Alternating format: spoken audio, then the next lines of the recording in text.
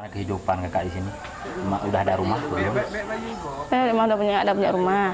Saya ini tinggal di rumah sini cuma punya mak mertua.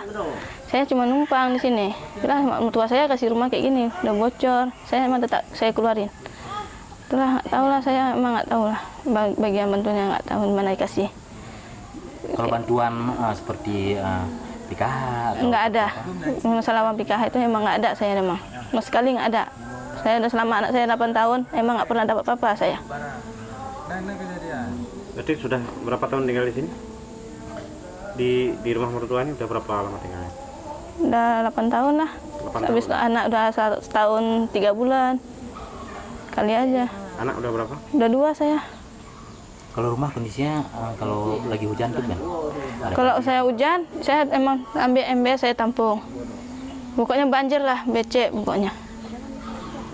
Kalau malam biasa di mana Di situ di rumah kakak ini juga sebelah, yang rumah rubuk yang kecil, situ saya tidur. kalau dalam suasana hujan? Iya, kalau hujan aja. Apa harapan kepada pemerintah? Kakak minta apa kepada pemerintah? Itulah kakak pemerintahan, nggak tahu lah gimana orang yang kasih.